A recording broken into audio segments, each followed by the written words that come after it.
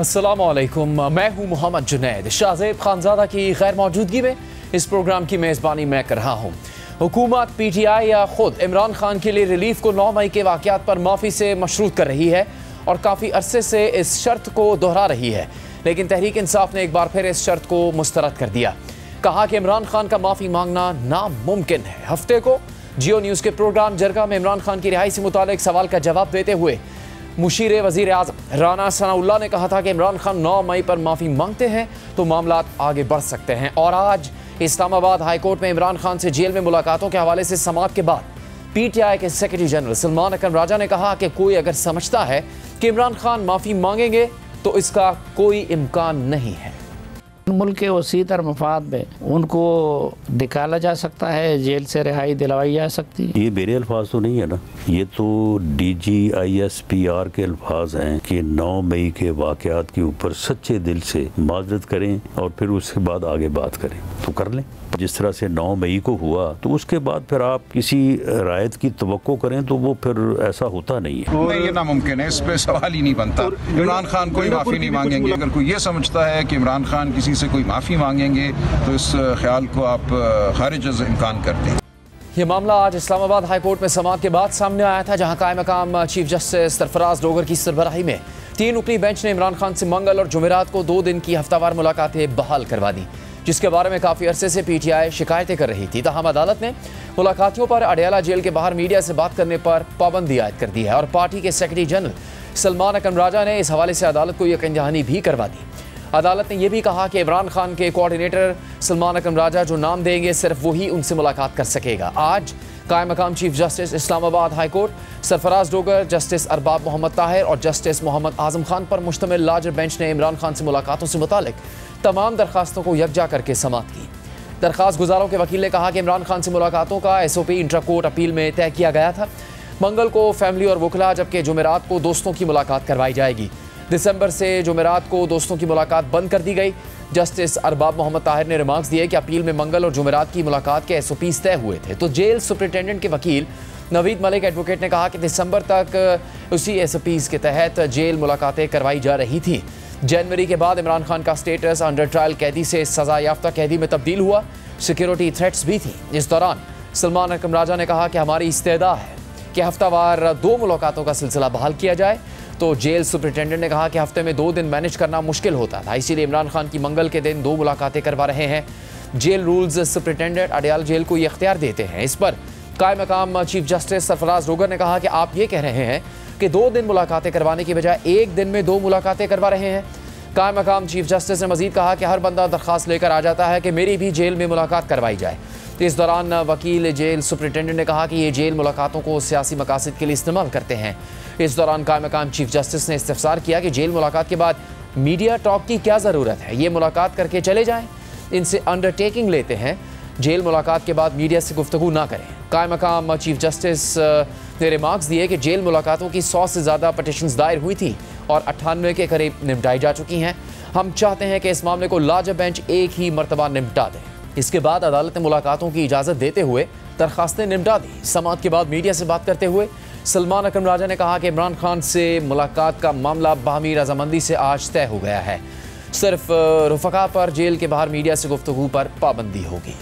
आज अदालत ने बिल्कुल वाज़ेह कर दिया कि ये मीटिंग जुमेरात वाली भी कराई जाएगी और उसके लिए 6 नाम हैं जो मैं दूंगा या गौर खान साहब देंगे या इंतज़ार पंजोता साहब देंगे, ज़ाहिर है मिलकर देंगे। जेल हुकाम यहाँ मौजूद थे, सुपरिटेंडेंट, एडिशनल सुपरिटेंडेंट यहाँ मौजूद थे, तो सबकी रजामंदी से अब ये हुआ है। अब हम तवक्को करते हैं कि इस पर अमल होगा। शर्त सिर्फ ये लगी है कि जो रुफका मिलेंगे वो उसी वक्त जेल से बाहर आकर कोई सियासी गुफ्तगू नहीं करेंगे। तो हमने कहा ठीक है, जेल से फ़ौरन बाहर और जेल से चंद घंटों बाद या चंद मिनटों बाद में कोई फर्क नहीं पड़ता। लीडरशिप पर पाबंदी लगी है या फिर फैमिली पर पाबंदी लगी है, क्योंकि वो बाहर आके गुफ्तगू नहीं, सिर्फ उन्होंने फ्रेंड्स के बारे में बात की है। मतलब फैमिली आके मुलाकात के बाद मीडिया टॉक कर सकती है सर? जी बिल्कुल, उस हवाले से कोई आज बात नहीं। साथ ही एक्स पर पोस्ट में सलमान अकरम राजा ने लिखा है कि ख़ानदान और वकला के अलावा इमरान खान से तमाम मुलाकातों को एक साजिश के तहत बंद किया गया था। आज इस साजिश को बड़ा धचका लगा है। साजिश में कौन कौन शामिल था मुझे मालूम है। आइन और कानून के तकाजे क्या हैं ये भी वाज़ेह है। साजिशी आज अफसरदा है, मुझ पर उनका हमला बनता है। सलमान अकरम राजा ने मीडिया से बात करते हुए मजीद कहा कि JUI समेत अपोजिशन जमातों से गुफ्तगू अच्छी चल रही है। बड़ी तहरीक का लफ्ज़ जो है उस अपने अंदर बहुत सारे मानी रखता है। हम फैसला मुशावरत से करेंगे। हमारी गुफ्तगू बहुत अच्छी चल रही है JUI से, दीगर जमातों से, सिंध की जो जमातें हैं, हर जगह हम आगे बढ़ रहे हैं। हमें नज़र ये आ रहा है कि एक बड़ा हमागीर कौमी इत्तेहाद जो है वो पैदा होगा, जिसका मकसद इस मुल्क में आइन की बहाली, इंसानी हुकूक की बहाली और मैं बार बार कहता हूँ शराफत की बहाली होगा। और अब खुद मौलाना फजलुर रहमान भी कह रहे हैं कि PTI और JUI की बातचीत अच्छे अंदाज में चल रही है और कुर्बतें बढ़ रही हैं। JUI और PTI के दरमियान एक तल्ख माहौल था, आज वो एक एतदाल पे आने की तरफ जा रहा है, रवैयों में नरमियाँ आ रही हैं और इसमें हमें एक दूसरे को कुछ समझने के भी मौके मिल रहे हैं। तो ये एक अच्छी सिमत है जिसकी तरफ सफर हो रहा है। ईद के बाद का जो मामला है वो शायद उनकी तरफ से तो कोई ऐसी बात नहीं आई, लेकिन जमीयत उलमा इस्लाम ने अप्रैल में अपनी जनरल कौंसिल का इजलास बुला लिया है और उसके सामने हम ये सारी सूरत हाल रखकर मुस्तकबिल की पॉलिसियों की मंजूरी लेंगे उनसे। एक तरफ ईद के बाद अपोजिशन मुत्तहद होकर हुकूमत के खिलाफ नई तहरीक चलाने का दावा कर रही है और दूसरी तरफ मुल्क में अमन व अमान की सूरत हाल मुसलसल ख़राब हो रही है और इस हवाले से हुकूमत का दावा है कि पाकिस्तान में होने वाली दहशतगर्दी के ताने बाने अफगानिस्तान से जुड़ते हैं। न सिर्फ कलअदम तहरीक तालिबान पाकिस्तान को अफगानिस्तान से सहूलतकारी मिल रही है, बल्कि कलअदम BLA को भी अफगानिस्तान से हिमायत मिल रही है। इसी पूरी सूरत हाल में पाकिस्तान के अफगानिस्तान के लिए नुमाइंदा खुसूसी मोहम्मद सादिक ने अफगानिस्तान का दौरा किया है और दौरे से वापसी के बाद आज उन्होंने वज़ीर ख़ारजा इसहाक डार को ब्रीफिंग दी है। इस इजलास में सेक्रेटरी ख़ारजा और वज़ारत ख़ारजा के दीगर सीनियर हुकाम ने भी शिरकत की। दफ्तर ख़ारजा के एलामी के मुताबिक वज़ीर ख़ारजा इसहाक डार की हिदायत पर अफगानिस्तान के लिए नुमाइंदा खुसूसी सादिक खान ने 21 से 23 मार्च तक काबुल का दौरा किया। 22 मार्च को उन्होंने अबूरी अफगान वज़ीर ख़ारजा अमीर खान मुत्तकी से मुलाकात की। मुलाकात में दोनों फ़रीक़ैन ने बाहमी दिलचस्पी के तमाम उमूर पर तबादला ख्याल किया, जिनमें अमन और सिक्योरिटी, तिजारत और माशी ताउन समेत अवामी राबते से मुतल्लिक़ मामला भी शामिल हैं। दूसरी जानिब सहाफ़ी फरहान मलिक को गिरफ्तार हुए 4 दिन हो चुके हैं। जुमे को अदालत ने उन्हें 4 रोज़ा जिस्मानी रिमांड पर FIA के हवाले किया और आज उनके दफ्तर पर छापा भी मारा गया है। सिंध हाई कोर्ट ने सहाफ़ी फरहान मलिक के मुकदमा खारिज करने की दरख्वास्त पर फ़रीक़ैन को नोटिस जारी कर दिया है और समात ईद की तातीलात के बाद तक मुलतवी कर दी है। फरहान मलिक की दरख्वास्त में सिंध हुकूमत, SSP ईस्ट, डायरेक्टर FIA और दीगर को फरीक बनाया गया है। पेका एक्ट में तरमीम के बाद सहाफ़ियों को निशाना बनाया जा रहा है। ये मामला इस लिहाज से भी अहम है क्योंकि फरहान मलिक FIA के नोटिस पर मुसलसल पेश हो रहे थे, मगर उसके बावजूद उन्हें गिरफ्तार कर लिया गया। इसी हवाले से हम बात करेंगे वज़ीर मुमलिकत बराए दाखिला मुस्लिम लीग नून के सीनियर रहनुमा तलाल चौधरी से। तलाल साहब, शुक्रिया आपके वक्त का। बज़ाहिर जिस तरह के बयानात आए आपके साथी राना सनाउल्लाह साहब की तरफ से कि अगर अदालतें रिहा कर देती हैं बानी PTI को तो हुकूमत को कोई एतराज़ नहीं, अगर बानी PTI माफ़ी मांग लेते हैं तो उनकी रिहाई मुमकिन हो सकती है। तो बज़ाहिर ये लग रहा है कि हुकूमत और मिलिट्री इस्टेब्लिशमेंट तो चाहती है कि मामला सुलझ जाएँ, बानी PTI से कोई सालिसी का रास्ता निकल आए, लेकिन सलमान अकरम राजा साहब के बयान से ये बात वाज़ेह हो गई कि बानी PTI तो माफ़ी नहीं मांगेंगे। तो आपकी हुकूमत की तमाम कोशिशें तो कामयाब नहीं हो रही हैं, आपकी हुकूमत उनसे माफ़ी मंगवाने में तो कामयाब नहीं हो सकी। तो क्या करेंगे फिर तहरीक इंसाफ के हवाले से, क्या हिकमत अमली होगी हुकूमत की? बिस्मिल्लाहिर्रहमानिर्रहीम। देखिए, जो माफ़ी है वो काफ़ी नहीं है और माफ़ी इतराफ़ जुर्म हो सकता है और इसलिए कि बहुत सारे शवाहिद ऐसे हैं कि उसके बाद इतराफ़ जुर्म के अलावा इनके पास कोई और ऑप्शन नहीं। बहरहाल अगर कुछ लोग अभी भी वो समझते हैं या बानी PTI समझते हैं कि वो इतनी शवाहिद और इतनी गवाहियों के बावजूद भी माफ़ी नहीं मांगेंगे, तो लोग को पता है कि सच क्या है। बाकी रही बात, बड़ी क्लैरिटी है हुकूमत में और आप इस्टेब्लिशमेंट की बात करते हैं। देखिए, इस्टेब्लिशमेंट पे ये हमलावर हुए हैं, एस्टेब्लिशमेंट इन पे हमलावर नहीं हुई। इन्होंने पाकिस्तान में दर्जनों जगहों पे जाके दफाई तनसीबात पे हमला किया अपने सियासी मकासद के लिए और उसके पीछे पूरी एक साजिश थी जिसमें फ़ौज ने अपने अंदर भी एहतसाब का अमल किया और यकीनन उनके साथ जो लोग शामिल हैं इस साजिश में उसमें बानी PTI सर फहरिस्त है, उनकी पूरी पार्टी है, उनके लोगों को भी इस वक्त केसेस का सामना है। इनकी मंतकी अंजाम इनके सज़ाओं पर होगा और सज़ाएं जो है इन्हें काटनी पड़ेंगी। बिल्कुल क्लैरिटी है हुकूमत की इस मामले पे। माफ़ी काफ़ी नहीं होगी, इसमें सज़ाएं भी होंगी। तो आपकी हुकूमत चाहती है कि कोई मुज़ाकरात हों, तहरीक इंसाफ से बानी PTI भी जेल से बाहर आएँ और कौमी सियासी धारे का हिस्सा बने? देखिए, हुकूमत चाहती है कि उनकी जो पार्टी के लोग पार्लियामेंट के अंदर हैं या जो लोग उनके सियासत कर रहे हैं, KPK में हुकूमत में हैं, वो अपना रोल प्ले करें। वो पाकिस्तान के जो मामला, ख़ुसूसन दहशतगर्दी का मामला है, उसमें अपना रोल प्ले करें, जिसमें PTI सबसे पीछे है और वो अपने सियासी मकासद को आगे रखती है। इसी वजह से वो नेशनल सिक्योरिटी की मीटिंग में भी शामिल नहीं हुए। अगर आप नेशनल एक्शन प्लान देखें तो ये सूबा सबसे पीछे है, बाकी सूबे इनसे आगे हैं, इवन बलूचिस्तान भी इनसे ज़्यादा कोशिश और काविश कर रहा है। तो बात यह है कि हम बातचीत जो है वो कौमी मुफादात में हो सकती है, किसी ज़ाती मफाद के लिए या किसी को माफ़ी देने या दिलवाने के लिए, कौमी धारे में शामिल करवाने के लिए कोई ऐसा NRO के लिए बातचीत ना कार्ड्स पे है, ना NRO के लिए बातचीत होगी। तलाल साहब, कई चैलेंजेस का सामना तो है ही हुकूमत को। ख़ुद आपके वज़ीर-ए-आज़म कहते हैं कि दहशतगर्दी का मसला हल नहीं होगा तो तरक्की के रास्ते पर आगे जाना मुमकिन नहीं हो सकेगा। उसमें बलूचिस्तान में भी अमन नहीं कायम हो पा रहा, खैबर पख्तूनख्वा में भी मसाइल हैं, दहशतगर्दी के वाक़यात हो रहे हैं और फिर अफ़गानिस्तान से उसको जोड़ा जाता है। ऐसे में जब कभी सहाफ़ी तनकीद करते हैं कि मियाँ नवाज शरीफ कोई किरदार अदा करते नज़र नहीं आ रहे, तो मुस्लिम लीग काफ़ी बुरा बनाती है। अब मौलाना फजलुर रहमान जो कि एक मुतारिक सियासतदान है, अमली सियासत में हिस्सा ले रहे हैं, उन्होंने भी कुछ गिला शिकवा किया है, वो आपको दिखाते हैं, फिर आपके सामने सवाल रखते हैं।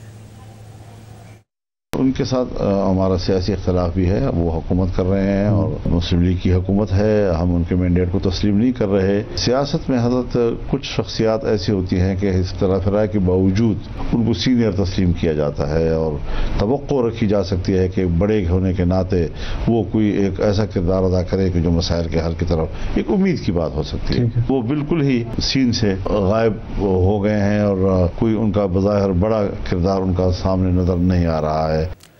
तलाल साहब, कौमी सलामती के मामले पर इजलास होता है, उसमें मियाँ नवाज शरीफ साहब शामिल नहीं होते। साबिक़ वज़ीर आला बलूचिस्तान डॉक्टर अब्दुल मालिक बलोच ने एक इंटरव्यू में कहा कि नवाज शरीफ साहब के दौर इक़्तिदार में जब सियासी तौर पर इंगेज करने की कोशिश की गई थी बलूचिस्तान में, तो हालात बेहतर हुए। अब भी उन्हीं मसाइल का सामना है, बलूचिस्तान में अमन कायम नहीं हो रहा, अफ़गानिस्तान से मसाइल जन्म ले रहे हैं, दहशतगर्दी के वाक़यात हो रहे हैं, तो कहाँ है नवाज शरीफ साहब? वो कोई किरदार अदा नहीं करना चाहते, रिटायर हो गए सियासत से? देखिए, मियाँ नवाज शरीफ की पार्टी इन एक्शन है, पूरा रोल प्ले कर रही है। उनकी दो हुकूमतें हैं, वफाक और पंजाब की, दोनों हुकूमतें जो हैं वो दहशतगर्दी की जंग हो, पाकिस्तान की इकॉनमी हो, पाकिस्तान के मसाइल हो, वो अपना रोल प्ले कर रही हैं और वो जो रोल प्ले कर रही हैं उसमें गाइडेंस और उसमें हर तरह की मुआवनत जो है वो उनके सदर मियाँ मोहम्मद नवाज शरीफ की उसमें शामिल है। और मियाँ साहब गाहे बगाहे पंजाब हुकूमत और वफाकी हुकूमत को भी गाइडेंस भी देते हैं और हम उन्हें जवाबदेह भी हैं। बाकी रही कि जो रोल है, तो रोल जितना भी PMLN का है, इस रोल में हर मियाँ नवाज शरीफ के अहकामात शामिल हैं। बलूचिस्तान की बात जो करते हैं इसमें कोई शक नहीं है कि मियाँ नवाज शरीफ ने 2013 से 18 के दरमियान इलाकाई पार्टियों को मौका देकर, हालांकि नून लीग की वहाँ अक्सरियत थी और वहाँ पर उनको कौमी धारे में शामिल किया और उसी फुटप्रिंट पे मियाँ शहबाज शरीफ भी काम कर रहे हैं। इस दफ़ा जब बलूचिस्तान गए, कोयटा में जाफर एक्सप्रेस का वाक़या हुआ तो वहाँ पर सबको साथ बिठाया, मालिक साहब को समेत जितने वहाँ लीडर्स थे उनको बिठाया, उनसे पूछा गया, उनसे सुना गया और इसी तरह कौमी सलामती के इजलास में भी कोशिश की गई कि तमाम पार्लियामान में मौजूद पार्टियां जो हैं वो उसमें शरीक हों। सो हम तो ये समझते हैं, लेकिन अनफॉर्चुनेटली जो अपोजिशन की पार्टियां, कुछ बलूचिस्तान की और कुछ KPK की, वो अपने सियासी और ज़ाती मकासद में इस दहशतगर्दी की जंग में अगर मगर की वजह से शामिल नहीं होती, तो मेरा ख्याल है उन पर आपको सवाल उठाना चाहिए। क्यों PTI के लोग कौमी सलामती के इजलास में नहीं आए? क्यों बलूचिस्तान की वो क़यादत जो दिन रात कहती है कि इन कैमरा इजलास होना चाहिए, हमें ब्रीफिंग दी जाए, हमारे साथ बैठा जाए, और जब इजलास होता है, जब इन कैमरा ब्रीफिंग होती है, जब सारी सिक्योरिटी फोर्सेस के सरबराहान वहाँ पर ब्रीफिंग के लिए आते हैं और पूरी कौमी क़यादत इकट्ठी होती है, फिर बलूचिस्तान की वो क़यादत उस मौके पर ना आके क्या साबित कर रही है? तो देखिए, आगे तो बढ़ना है, हाँ, हर कोई अगर अपना रोल प्ले करेगा तो बहुत अच्छी बात, लेकिन आगे बढ़ना है, जंग लड़नी है और जीतनी है, और इसके लिए पेशकदमी शुरू हो चुकी है। हाँ, आए, अब भी मिले हमारे साथ, अब भी हुकूमत के दरवाजे खुले हैं। और हुकूमत ने तो ये एलामिया उस दिन भी जो जारी हुआ है नेशनल सिक्योरिटी के बाद कमेटी की मीटिंग के बाद कि हम दोबारा कोशिश करेंगे कि जो लोग नहीं आ सके उन्हें शामिल किया जा सके। तो तलाल साहब, फिर खैबर पख्तूनख्वा में जो दहशतगर्दी के वाक़यात हो रहे हैं उसके खिलाफ क्या हिकमत अमली तय की गई है? अफगानिस्तान पर बहुत तनकीद हो रही थी, यहाँ तक ख्वाजा आसिफ साहब ने कहा कि जहाँ भी हदफ को निशाना बनाना पड़ा उसके पीछे जाएंगे, अफगानिस्तान के अंदर तक जाकर हमला करने की बात हुई। अब पाकिस्तान के नुमाइंदे मोहम्मद सादिक साहब ने जाके वहाँ पे मुलाकातें की हैं, तो अब तो बहुत मुस्बत बातें की जा रही हैं। ये तो आपने भी कहा था कि KPK में कोई ऑपरेशन नहीं होने जा रहा, तो किस तरह ख़त्म होगी ये दहशतगर्दी? देखिए, ऑपरेशन नहीं होने जा रहा। आज की मैं सिर्फ आपको बात बता दूं, आज जो इंटीरियर मिनिस्टर मोहसिन नकवी साहब की क़यादत में नेक्टा की एक इजलास हुआ जिसका उसके गवर्नर बॉडी का, और इसी तरह एक आज जो नेशनल एक्शन प्लान और इसी तरह काउंटर टेररिज्म की जो पूरे चारों सूबों की में कैंपेन है, उस पर भी मोहसिन नकवी साहब ने एक डिटेल इजलास किया।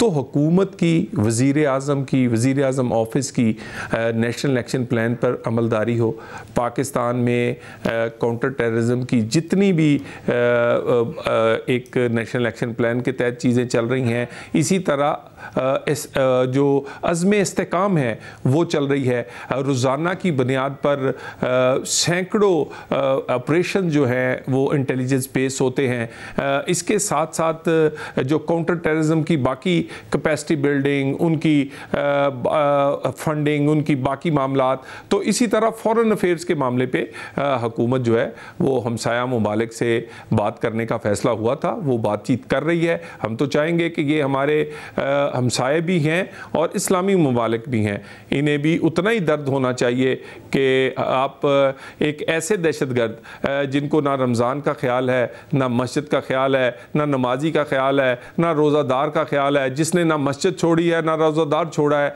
और वो लोग एक जहाद के नाम पर एक इस्लामी मुल्क जो कि इस्लामी जमहूरिया पाकिस्तान है उसके अगेंस्ट वो लड़ना की एक कोशिश कर रहे हैं। तो मेरा ख्याल है ये लोग कुछ लोग मज़हब की बुनियाद पर और इसी तरह BLA इलाकाई नफ़रत की बुनियाद पर ये दहशतगर्दी कर रही है। तो ये हम अपने हमसाया ममालिक से बातचीत कर रहे हैं और उम्मीद है कि अच्छा रिस्पॉन्स आएगा, लेकिन हमने ये फ़ैसला किया है कि हम इसकी जड़ों तक पहुँचेंगे और हम इसको ख़त्म करके ही दम लेंगे। वज़ीर आज़म पाकिस्तान ने कहा है कि मेरी तनख्वाह का भी एक पैसा ना बचे मगर दहशतगर्द नहीं बचना चाहिए, उसके लिए जितनी फंडिंग है वो आर्मी चीफ और सिक्योरिटी फोर्सेस को कहा। आपने मोहसिन नकवी साहब का भी जिक्र किया, आपकी भी उनसे मुलाकात हुई है?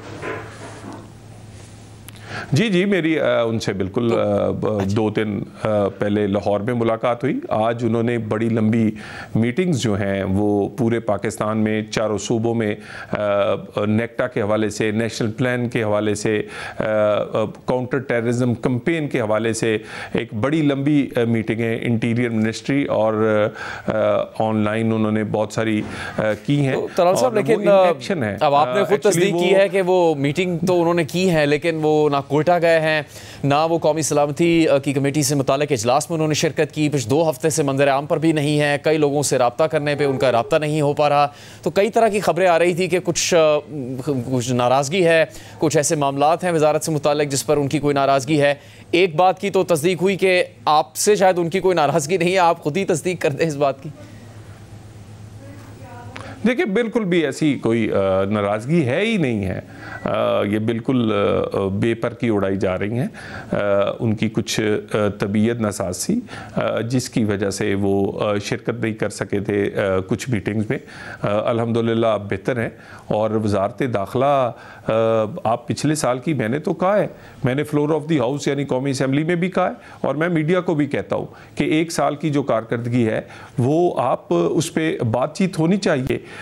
वो नेशनल एक्शन प्लान हो, वो पाकिस्तान में एंटी नारकोटिक्स की कैंपेन हो, वो एंटी स्मगलिंग की कैंपेन हो, वो आपकी ह्यूमन स्मगलिंग के अगेंस्ट एक्शंस हों, उसके बाद ICT इस्लामाबाद में डेवलपमेंट के प्रोजेक्ट्स हों और SCO कॉन्फ्रेंस की पुरअमन इनकाद हो, या फिर इंटरनेशनल क्रिकेट टूर्नामेंट का इनकाद हो, तो interior ministry full in action है और अल्हम्दुलिल्लाह बेहतरीन चल रही है। बाकी रही बात ये, क्योंकि मोहसिन नकवी साहब पर बात करना आजकल ज़रा आपको पता है पर्दा खबरों में रहता है, तो इसलिए कई दफ़ा इन पर बात होती है। वो चले, आपने कहा है वो मुतहर्रिक है, तो वज़ारत दाखिला के उम्मीद करते हैं मंजर आम पर आएंगे, बलूचिस्तान का दौरा भी करेंगे और जो भी इकदाम वो कर रहे हैं वज़ारत दाखिला में उसके हवाले से वो आगाह भी करेंगे। तलाल चौधरी साहब, फरहान मलिक साहब की गिरफ्तारी का मामला ज़ेर बहस है, उनसे मुतालिक जो FIA की तरफ से FIR है उसमें सिर्फ तनकीद करने के हवाले से जिक्र है, ये नहीं बताया गया कि उन्होंने क्या गुनाह सरजद किया है, क्या जुर्म किया है, किस कानून की खिलाफ वर्जी करके उन्होंने इस मुल्क को नुकसान पहुंचाया है, फिर भी वो गिरफ्तार है। तो जिस बात का खदशा था पाकिस्तान की तमाम सहाफ़ती तंजीमों को कि पैका कानून को इस्तेमाल किया जाएगा आज़ादी इजहार राय के ख़िलाफ़, उस पर अब अमल दरामद शुरू कर दिया आपकी हुकूमत ने? देखिए, एक तो बड़ी अफसोस की बात है कि पीका को बने हुए मेरा ख्याल कोई 2 महीने से ज़्यादा हो गए और आप टीवी पे बैठ के क्या बात नहीं करते। आपका टीवी है, आपके बड़े ज़बरदस्त किस्म के एंकर्स हैं, इसी तरह बाकी बहुत सारे चैनल्स हैं। लेकिन देखिए, बात यह है कि आप अगर जो रेगुलेट करना है सोशल मीडिया को, वो पूरी दुनिया में कर रहे हैं और ये वक्त की ज़रूरत है और उसको रेगुलेट होना है। वो आप उसको मादर पिदर आज़ाद नहीं छोड़ सकते। उनको FIA, जो आप फरहान साहब की बात कर रहे हैं, FIA ने उन्हें पहले बुलाया, उन्हें पूरा मौका दिया और वो वहाँ पेश भी होते रहे, लेकिन वो जिस जो सवाल किए गए उन पर वो मुतमिन नहीं कर सके, जिसकी बुनियाद पर बाद में वो गिरफ़्तार हुए। और अभी भी कोई किसी को हब्से बेवजह में या इस तरह तो नहीं रखा गया, कानून के मुताबिक उनसे पूरा सलूक किया जा रहा है। और ये आप ये ना समझे कि ये पीका जो है सहाफ़ियों के ख़िलाफ़ है, नहीं तो सहाफ़त तो हर रोज़ यहाँ पर दर्जनों TV हैं, दर्जनों सैकड़ों सहाफ़ी हैं, तनकीद भी करते हैं, बहुत सारे तबसरे भी करते हैं। तो मेरा ख्याल है इनको इस तरह जोड़ना मुनासिब नहीं है। उनकी जो मामला था उसके स्पेसिफ़िकली मौका दिया गया कि वो सफाई दे सकें, लेकिन वो नहीं दे सके, जिसके बाद उन्हें कानून के मुताबिक उनको कानून का सामना आप वज़ीर मुमलिकत भी हैं, वज़ारत दाखिला के मातहत आते हैं FIA खुद स्कैंडल्स की ज़द में है। इस्लामाबाद हाई कोर्ट में ये मामला ज़ेर बहस रहा कि किस तरह FIA के अफसरान कुछ वकला के साथ मिलकर साजिश करके लोगों को झूठे मुकदमात में फंसाने की कोशिश करते हैं। ऐसे हालात में ये मुनासिब होगा कि FIA के ज़रिए से ये कार्रवाइयाँ की जाएँ और FIA को इस्तेमाल किया जाए? किसी सहाफ़ी ने अगर तनकीद की है तो उसके ख़िलाफ़ कार्रवाई करने के लिए आप सहाफ़ियों का तो जिक्र कर रहे हैं, सहाफ़ियों से दुगनी तादाद में इस मुल्क में सियासतदान हैं जो तनकीद करते रहे हैं और करते हैं। आप तनकीद करते रहे, आप नाअहल हुए, गलत तो नहीं था आपका तनकीद करना? देखिए, मैं अब देखे ना, जो तनकीद है वो कानून के दायरे में होनी चाहिए। और जैसे सियासत में भी लोग अच्छे भी हैं, बुरे भी हैं, इसी तरह सहाफ़त में भी है। और मैं तो कभी नहीं हम कहते कि FIA सारी कोई फरिश्तों की बनी हुई है। हाँ, इसमें लोग इस तरह के होते हैं जो अपने मोटिव्स रखते हैं और उनके ख़िलाफ़ एक्शन भी होता है। यानी अभी मैं वज़ीर आज़म ने सख्त एक्शन लिया था ये ह्यूमन स्मगलिंग पे, सैकड़ों FIA के लोगों को नौकरी से निकाला गया है। इसी तरह बहुत सारी उनकी और मामलात पे भी उनकी एहतसाब होता है और हम वो एहतसाब करते हैं। लेकिन अगर आप कहें कि सारी FIA ही बुरी है, FIA बहुत सारे काम करती है, FIA बहुत सारी कानून की अमलदारी को यकीनी बनाती है, FIA में बेहतरीन ऑफिसर्स हैं जो कि दुनिया में माने जाते हैं, तो मेरा ख्याल है कि ये कहना मुनासिब नहीं होगा। और जितनी कार्रवाई आप कह रहे हैं फरहान साहब की, वो उसको मीडिया को पूरा ऑन बोर्ड रखा जाएगा और हमें बिल्कुल भी ज़रूरत नहीं है कि कोई ऐसा शायबा भी हो कि इजहार राय की आज़ादी के लिए पीका इस्तेमाल हो रहा है। पीका रेगुलेट करने के लिए है सोशल मीडिया को, और सोशल मीडिया जब तक रेगुलेट नहीं होगा तो आप देखिए ना, कोई किसी की सर की कीमत लगा देता है, कोई किसी की इज्जत उछाल देता है, कहीं पर अदारों के खिलाफ बेपरकी उड़ा देता है, जिसकी अब आप एक जिम्मेदार पोजीशन पे बैठे हैं, आप हर बात सोच समझ के करते होंगे, लेकिन कई दफ़ा सोशल मीडिया पर जो बात करते हैं लोग वो ना सोचते हैं ना समझते हैं और अपनी रेटिंग और रैंकिंग के लिए बहुत कुछ कर जाते हैं। तो इसको रेगुलेट होने दें। बिल्कुल भी इसका मैं दोबारा कह दूं, सहाफ़त का, सहाफ़ी का पीका से और पीका के ये इस कवानीन के बाद इसके मुकदमात से कोई ताल्लुक नहीं। आपका कहना है कि कार्रवाइयाँ उन लोगों के खिलाफ भी होंगी जो सहाफ़ियों को भी कत्ल की धमकियाँ देते हैं, उनके खिलाफ गैर कानूनी इक़दाम करते हैं? क्यों नहीं, बिल्कुल क्यों नहीं। देखिए पीका हर एक पे होनी चाहिए, सियासतदानों पे भी होती है, ये बहुत सारे और लोगों पे भी होती है। तो जो भी इसकी जद में आएगा, जो कि कानून की खिलाफ वर्जी करेगा, बिल्कुल कार्रवाई होगी। लेकिन आप इस बात पे मुतमिन रहे कि बिल्कुल कोई ज्यादती नहीं होगी। आपकी वजारत का बराह रास्त किरदार है कौमी सलामती के हवाले से इक़दाम का, तो चेयरमैन पीपल्स पार्टी बिलावल भुट्टो जरदारी का एक बयान सामने आया है कौमी सलामती कमेटी के इजलास से मुताल्लिक़ ही, वो दिखाते हैं आपको। नेशनल सिक्योरिटी की इजलास बुलाया गया इस्लामाबाद में, तो कुछ सियासी जमातों ने उस मीटिंग में हिस्सा नहीं लिया। हम अपील करते हैं वज़ीर आज़म से कि वो फिर से 1 महीने के बाद सही तो एक बार फिर कोशिश करे कि इस किस्म का मीटिंग बुलाया जाए। वो सियासी जमातें जो किसी न किसी वजह से नहीं आ सके, हुकूमत को कोशिश करना चाहिए कि उनको कायल किया जाए। हमने वज़ीर आज़म शहबाज शरीफ साहब से कहा है कि इसमें जो भी किरदार पाकिस्तान पीपल्स पार्टी अदा कर सकती है, जो भी हमसे हो सकता है कि हम हुकूमत को मदद करें। तलाल साहब, दोबारा तलब किया जाएगा कौमी सलामती से मुताल्लिक़ इजलास, और हुकूमत कोशिश करेगी कि तहरीक इंसाफ को शामिल कर लिया जाए उसमें किसी तरह? देखिए ये PMLN की हुकूमत है और इसका खासा ये है, इसका माजी ये है। आप 13 से 18 के दरमियान देख लें, सबको मेज़ पे बिठाया था। कराची देख लें, कराची का जब अमन था, कराची में हमारा कोई उस वक़्त कोई मेंबर मौजूद नहीं था, कोई पॉलिटिकल स्टेक नहीं थे हमारे कराची के अमन के लिए। हमने MQM को, PTI को, पीपल्स पार्टी को, बल्कि उस वक़्त गवर्नर भी वो थे जो 11 साल से गवर्नर थे, हुकूमत भी पीपल्स पार्टी की थी। एक अगर कोई बंदा बदला था तो वो वज़ीर आज़म नवाज शरीफ थे। उन्होंने सबको मेज़ पे बिठाया और कराची का अमन हुआ, पाकिस्तान के लिए वो फ़ायदा मंद हुआ। इसी तरह फाटा का, कोयटा का नेशनल एक्शन जो प्लान बना, उसके बाद जो दहशतगर्दी की जंग थी उसमें भी सबको उठाया। धरना दे के बैठे हुई थी PTI, इस्तीफे दिए हुए थे, हमने उनके इस्तीफे सीने से लगाए रखे, उनको वापस कौमी धारे में लेकर आए, उनको साथ बिठाया, दहशतगर्दी के खिलाफ एक जंग में बयानिया बनाया और उसके बाद दहशतगर्दी की जंग जीत कर दिखाई। तो मुस्लिम लीग नून जो है मियाँ नवाज शरीफ के इसी बात पे आज भी आगे बढ़ रही है। शहबाज शरीफ इसी तरह लेकर चल रहे हैं और हम तो चाहेंगे कि ये आए, बैठे, अपना रोल प्ले करें, लेकिन किसी की ब्लैकमेलिंग से ये जंग नहीं रोकी जा सकती। किसी की ब्लैकमेलिंग अगर दहशतगर्दों को फायदा देती है तो उन्हें सोचना होगा। अगर किसी की सियासी मोटिव्स इतने ज्यादा या उनकी सियासी मामलात की वजह से कौमी मामलात या वो दहशतगर्दों के साथ खड़े नजर आए तो ये उन्हें नहीं करना चाहिए। उन्हें इस वक्त उनके खिलाफ खड़े नजर आना चाहिए और हुकूमत कोशिश करेगी कि जितने दोस्त हो सके वो साथ खड़े हों। तलाल चौधरी साहब बहुत शुक्रिया। प्रोग्राम जारी रहेगा एक ब्रेक के बाद।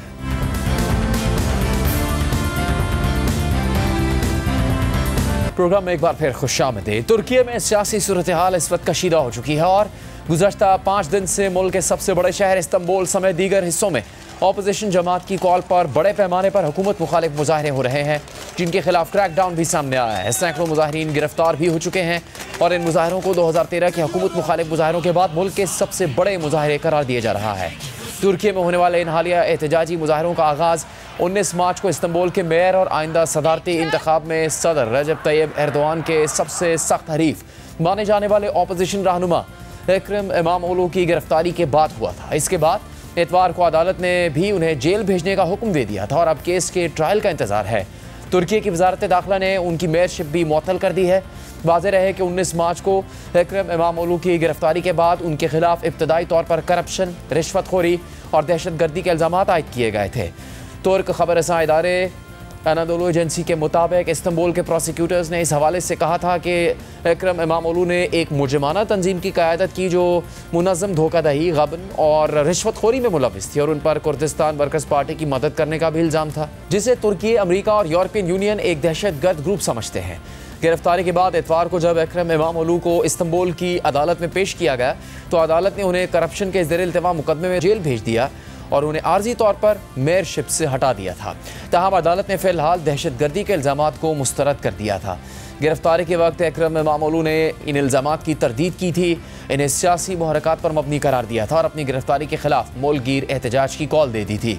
फिर इतवार को उनकी जमात रिपब्लिकन पीपल्स पार्टी ने भी इस अदालती फैसले के खिलाफ मुजाहरों की कॉल दे दी, जिसके बाद मुल्क भर में मुजाहरे शुरू हो गए थे।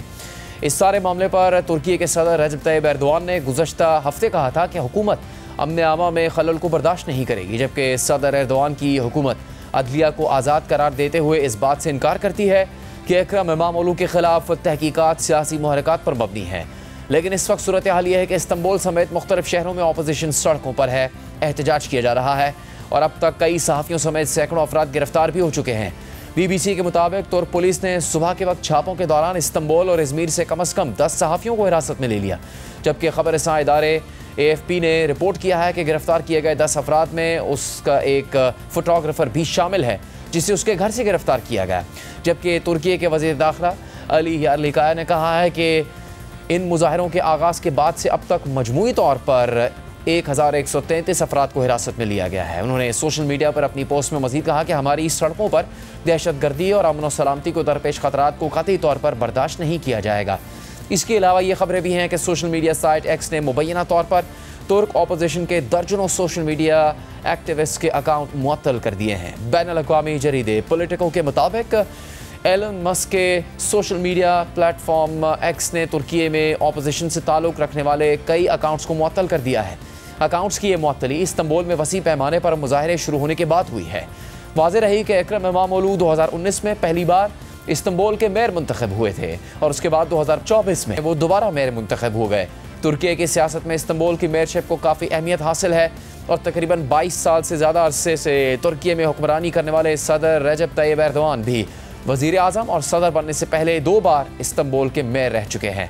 BBC के मुताबिक तुर्क सदर एर्दोआन ने एक बार कहा था कि जिसने इस्तांबुल जीता वो तुर्की जीत गया, लेकिन फिर 2019 में जब इकरम इमामोलू ने मेयरशिप जीती तो सदर एर्दोआन को अपने ही अल्फाज पर गुस्सा आया और उन्होंने इन इंतखाबात पर तनकीद करते हुए दोबारा इलेक्शन का हुक्म दे दिया।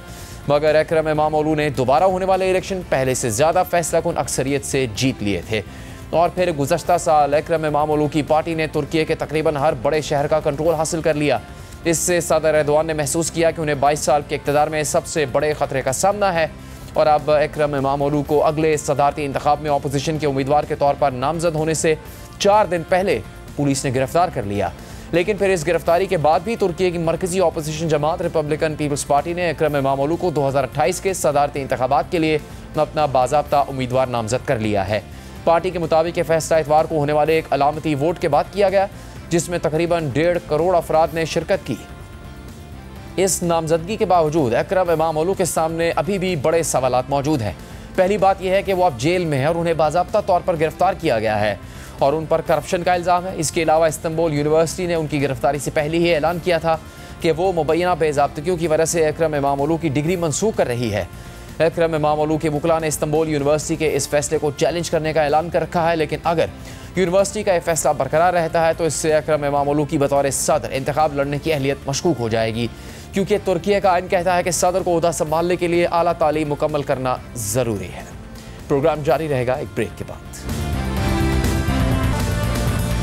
मुस्तफ़ा आमिर अगवा और कत्ल केस में पुलिस इन्वेस्टिगेशन पर प्रोसिक्यूशन के तहफ़्फ़ुज़ात सामने आ गए हैं और प्रोसिक्यूशन ने IG पुलिस को ख़त लिखकर मुतालबा किया है कि इन्वेस्टिगेशन टीम के खिलाफ लीगल एक्शन लिया जाए, जबकि मुल्ज़िम अरमगान के खिलाफ FIA के एंटी मनी लॉन्ड्रिंग सर्कल में सरकार की मुद्दईयत में मुकदमा दर्ज कर लिया गया है, जिसके मुताबिक मुल्ज़िम अरमगान हवाला हुंडी और डिजिटल करेंसी समेत मुख्तलिफ जराइम में मुलव्वस है।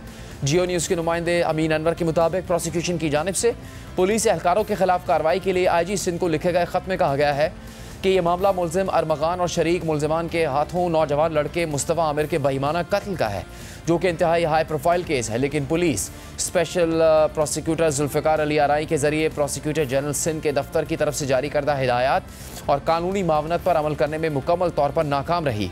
हैरान कुन तौर पर AVCC CIA की तफ्तीशी टीम ने दौरान तफ्तीश इस्तग़ासा के केस को नुकसान पहुँचाया, क्योंकि प्रोसिक्यूशन ने केस में सख्ती से हिदायत जारी की, लेकिन पुलिस ने प्रोसिक्यूटर जनरल ऑफिस से मशावरत और उसे एतमाद में लिए बगैर अदालत में दरख्वास्त दायर कर दी और इस दफ्तर से कोई कानूनी राय नहीं ली गई। पुलिस ने जानबूझकर जुडिशल मजिस्ट्रेट नंबर 5 कराची जनूबी के सामने मुलजिम सैयद शिराज के एतराफ़ जुर्म की दरख्वास्त दायर कर दी, जिसे 3 मार्च को मुस्तरद कर दिया गया और 22 मार्च को फिर वही अमल दोहराया गया जब मुलजिम अरमगान को तफ्तीशी टीम के जरिए जुडिशल मजिस्ट्रेट नंबर 5 कराची जनूबी के सामने एतराफ़ी बयान के लिए लाया गया और उसने 22 मार्च 2025 के अदालती हुक्म के मुताबिक अपने जुर्म का एतराफ़ करने से इनकार कर दिया। मुलजिम अरमगान का एतराफ़ी बयान SSP AVCC IA के सामने पहले ही रिकॉर्ड करवाया जा चुका है, जो कि कानून के तहत काबिल कबूल है। इस सब के पेश नज़र आपसे गुजारिश है कि इन पुलिस एहलकारों और तफ्तीशी टीम के खिलाफ सख्त कानूनी कार्रवाई की जाए, जो बराह रास्त एतराफ़ जुर्म की दरख्वास्तें दाखिल करने में मुलव्विस है और इस्तग़ासा के मुकदमे को गलत मकसद के तहत नुकसान पहुँचाते हैं। तफ्तीशी टीम कानूनी मावनत और रहनुमा उसूलों की तामील करने में नाकाम रही है, जबकि इस पर IG सिंध गुलाम नबी मेमन ने कहा है कि इस केस में प्रोसिक्यूशन की हिदायत पर ही शवाहिद जमा किए जा रहे हैं।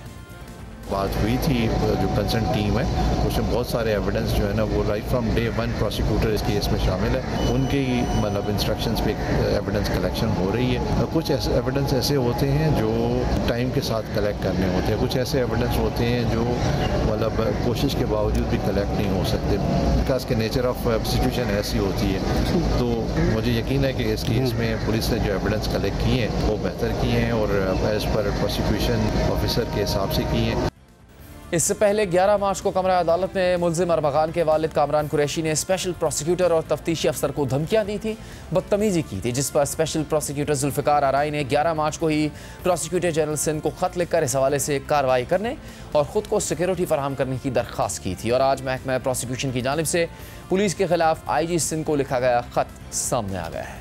दूसरी तरफ जियो न्यूज़ के नुमाइंदे ज़ीशान शाह के मुताबिक मुलजिम अरमगान के खिलाफ FIA anti money laundering circle में सरकार की मुद्दत में मुकदमा दर्ज कर लिया गया है, जिसके मुताबिक मुलजिम अरमगान हवाला हुंडी और डिजिटल करेंसी समेत मुख्तलिफ जराइम में मुलव्विस है।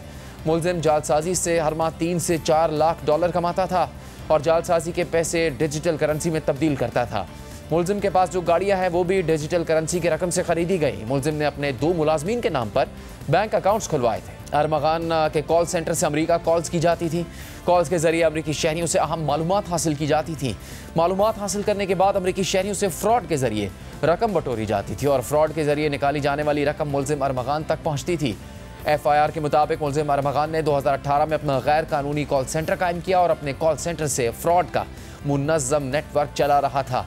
अरमगान के कॉल सेंटर का हर फर्द यौमिया 5 अफराद से जालसाजी करता था। मुलजिम के पास करोड़ों रुपए मालियत की 3 गाड़ियां हैं और वो 5 गाड़ियां फरोख्त भी कर चुका है, जबकि अरमगान ने अपने वालिद के साथ मिलकर हवाला हुंडी के लिए अमेरिका में कंपनी भी बना रखी है। प्रोग्राम का यहाँ पर इख्तिताम होता है, इजाज़त दीजिए।